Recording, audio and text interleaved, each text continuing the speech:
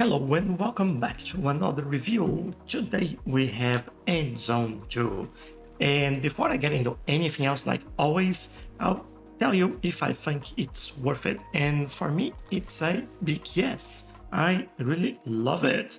But what is Endzone 2?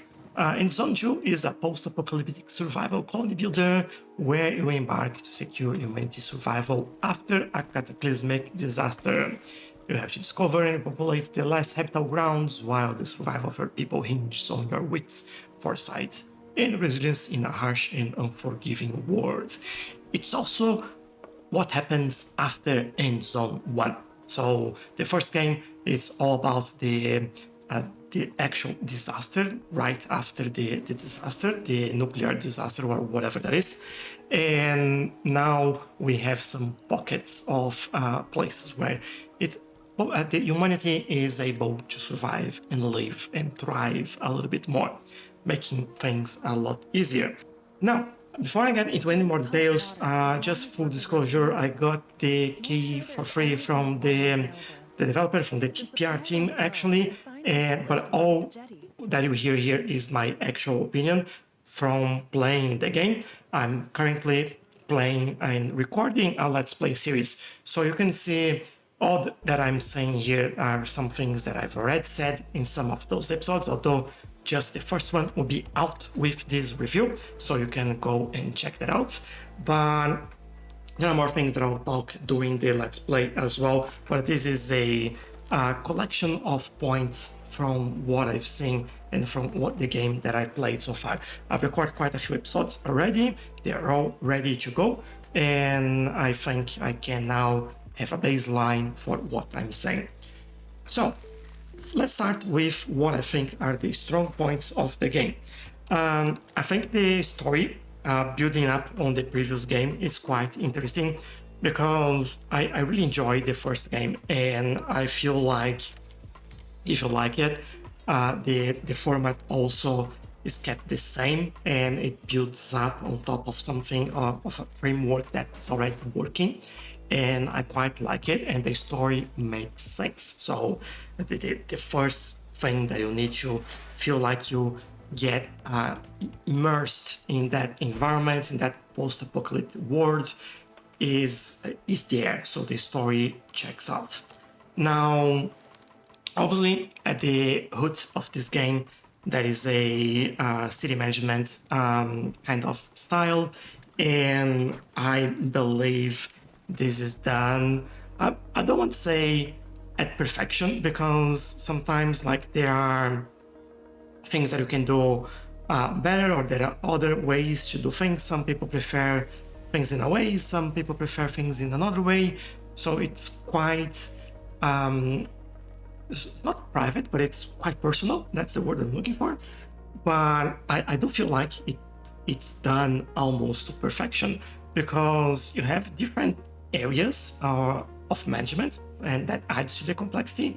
You have your settlements, you can create different settlements as well. You can trade with these other settlements, and you have to deal with the environment, and you have to create production chains, which, by the way, they are also really good, and I think they're pretty well done. And I like how you actually get bonuses depending on what buildings are close by, or what things are happening in the vicinities, and types of, for example, you have a let's say a coal kiln, and then if you have a woodcutter nearby, then you get a bonus for that because it's closer and it has direct access to that building. So things like that, and obviously the more your city or settlement grows, the more people joining you, and you need to handle water, you need to handle food, you need to handle protection from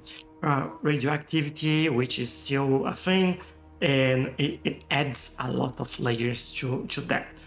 Then there is something else that, talking about layers, that adds to all of that, which is the exploration mode as well. So you go to places, and then as the first game, you go into first person and get to explore some areas, and sometimes you need some special tools or special skills, and you need to work with that and explore locations. And it really takes you from that layer of city management, just looking from above, into the, it's not first person, I think I said first person, it's actually third person.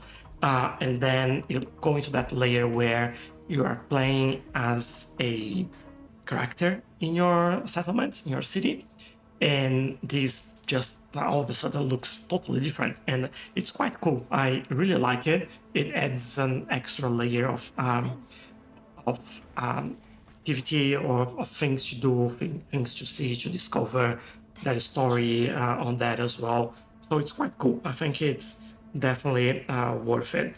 The graphics, I think they have improved a little bit. They reduced the granularity, or I'll take a look. I hope that's the right words that you had in the first game. And I think, in a way, I really like the first game because of how it looked. It kind of looks the same without the so much grain on the screen. And I think that works because there is less radioactivity. And in my mind, that's how I understood it, and that's how I made it make sense. And I quite enjoy it. I think it still looks great. Day and night mode, they both look great. They doesn't really matter if day or night, still everything is very visible.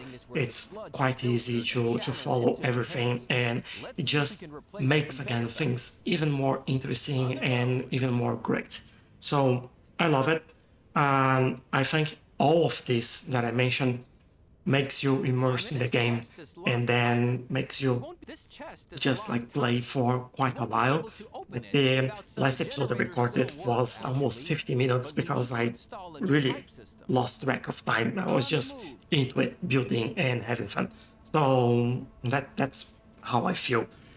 Now, we talk about strong points, and there are a couple of weak points that I think they're very easy to fix, and they will make the experience a little bit easier to play the game as well. One of them is a mismatching in terms across the game. So one example that I've spoke about, I think on the first episode that you'll be able to see, and then on the follow-up episode as well, was the tent term for the housing versus shelters. So the mission, the tutorial actually asks you to add shelters, and I was trying to find like where's the shelter, and then there is actually a shelter building in the game, and that's the last building you unlock in terms of housing or dwellings in the game. So there are a couple of other situations like that you'll be able to see in the Let's Play, but if they get the terms correctly, then that'll be, I think, make things a lot easier, especially for people that are new to the game and that are doing the tutorial. I think that helps quite a lot. There are some, I saw like a couple of sentences across the game that have some spellings, but nothing major, and this is really minor, doesn't affect the experience or anything like that. Just something that can be updated on future builds, so that's all good. And I think the other thing that I had was that some menus, and it's more about the location of where those menus are and the buttons to reach those menus rather than anything else. They're not very intuitive. So for example, the research trade routes, they're all on the left corner of the map, on the bottom, underneath the actual map. And initially when I was playing the game, I thought those items were related to the map itself, that I would be able to control what I would see in the map or not. But they're actually menus for things like where you do your research or research tree, how you create trade routes, where you see city stats and things like that. And during the tutorial, the blinking on that screen, especially because I have a bigger monitor, I think that wasn't clear, and I couldn't, I struggled to find where that was. It took me a while. So maybe just a way to grab your attention. I think as you play the game, you get to know where it is, and then things get easier. But it would make a lot easier for the tutorial.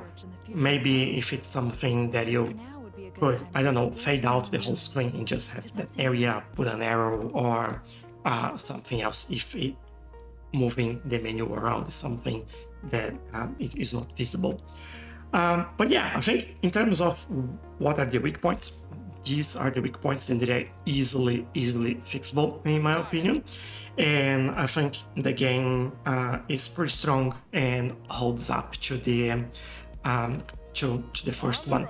It's interesting to see some of the comments on Steam, and there are some weird comments. Most of the comments that are negative, I kind of do not agree with that. And like, for example, some people saying, oh, the first was better, the first was great, why build a new game? It makes sense. Like, the story, it's a continuation. It's not about just updating or adding DLCs for the first game. It's more about creating something that keeps telling the story, and I'm all in for it. I think that makes a lot of sense. And if you see, most of the issues there are all about that. I think definitely I recommend it. I'll be doing my review on Steam as well and adding a thumbs up in there because I think it's worth it. And that's also my conclusion of this. Definitely worth it. And if you haven't tried the first one or you don't know what this is about, you can take a look at my Let's Play, which should be on your screen right now. And leave me a comment as well if you have questions. I'm more than happy to answer those and have a chat. Join our Discord as well, the link is in the description, and we can keep the conversation going. So for now, thank you a lot. I hope you enjoy it, and I'll see you in the next one. Bye bye.